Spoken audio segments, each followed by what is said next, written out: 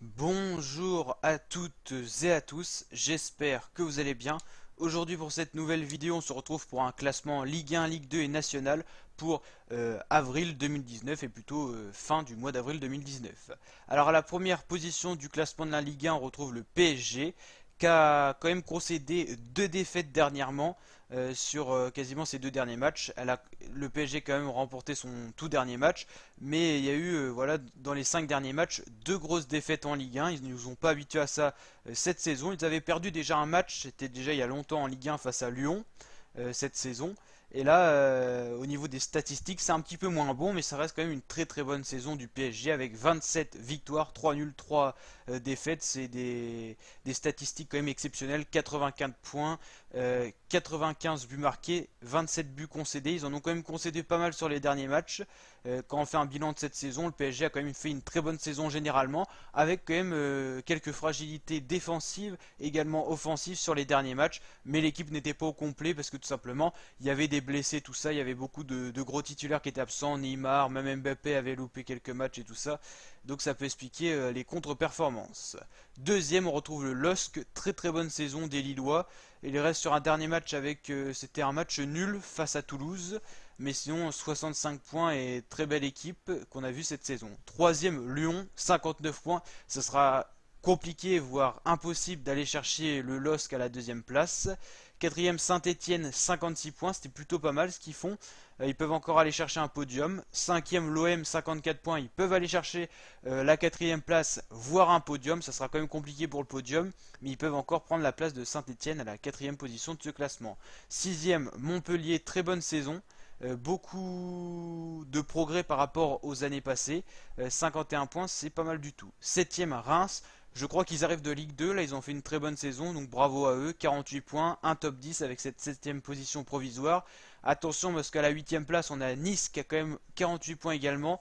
Nice qui reste sur une défaite face à Caen, un des derniers de la Ligue 1, donc contre-performance dans son dernier match.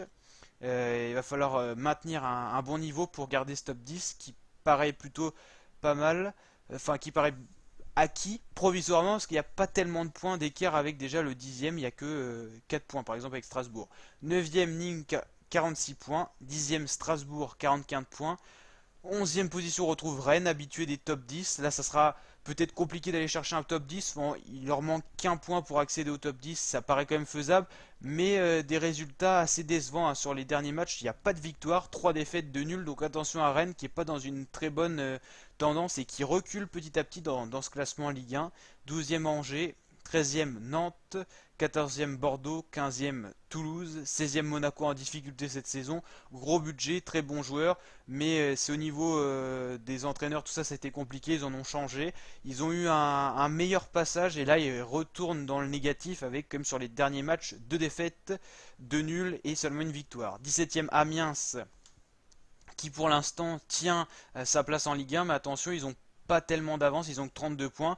18e, on a Dijon avec 28 points. 19e, Caen qui ne coule pas encore, 26 points. Et 20e, Guingamp avec 24 points. C'est très serré dans les dernières positions. On ne sait pas vraiment qui va être relégué. Pour l'instant, tout reste possible. Il reste encore des matchs.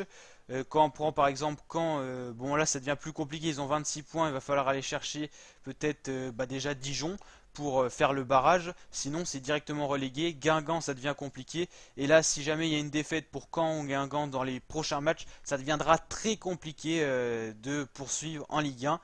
Il y a quand même 8 points de différence entre Amiens et Caen, là ça devient compliqué. Dijon qui peut encore espérer, mais quand on voit alors combien il reste de matchs à peu près, 1, 2, 3, 4, 5, là ça devient compliqué. 5 matchs, il faudra tout gagner, surtout Caen Dijon qui sera très important pour possiblement prendre la 18e place pour Caen. S'ils perdent ce match, malheureusement, je crois que ça sera foutu. Après Caen, Guingamp, important aussi, parce que Guingamp, c'est les derniers. Reims, Lyon et Bordeaux, des matchs qu'il faudra remporter, hein. Sur les 5 prochains matchs, ils n'ont pas le droit à la défaite. Au pire, le nul, peut-être, le match nul, mais sinon, là, il va falloir gagner. Tout comme Guingamp, Dijon, tout ça. Ces équipes, elles n'ont plus le droit à l'erreur. Pour la Ligue 2, Metz en tête qui a survolé cette saison, 71 points. La première place semble acquise. 5 derniers matchs, on voit que c'est très positif. Il y a beaucoup de verts et il y a un match nul. 21 matchs gagnés sur 33 matchs joués, 8 nuls et seulement 4 perdus. 20 buts concédés, meilleure défense de Ligue 2. 53 buts marqués, c'est plutôt pas mal. Deuxième, on retrouve Brest. Troisième, on retrouve Troyes. Le top 3, on ne le voit pas trop bouger, mais ça a quand même une première place avec quand même pas mal d'avance. Brest, sa deuxième place, pas mal d'avance aussi.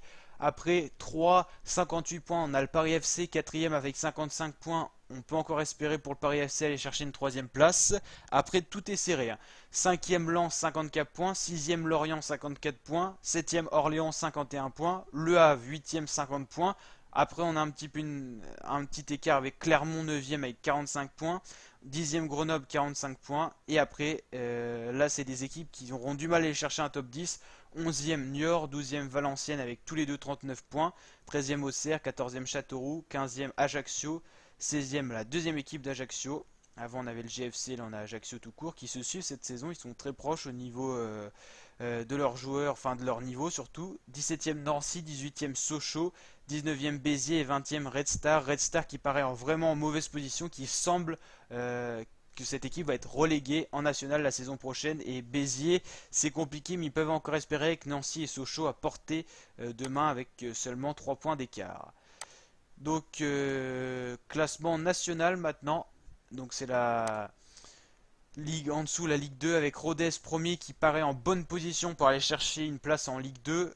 Pareil pour Chambly.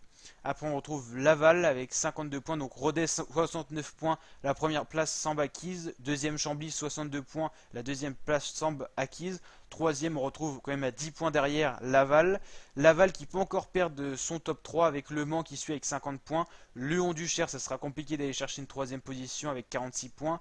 Cholet 44 points, Boulogne 42, Villefranche 40, 9e Pau, 10e Avranches avec 39 points, là c'est très proche avec Quevilly-Rouen 38 points, Bourg-en-Bresse 35, Concarneau 35, Tours 34, Marignac-Gignac 34, Dunkerque 34, Entente SSG 28 points et Drancy 25 points qui paraît en mauvaise position, qui semble que cette équipe va être reléguée la saison prochaine, tout comme l'Entente SSG qui est quand même assez loin de Dunkerque. Dunkerque, Marignane et Tours, ils sont à égalité au niveau des points.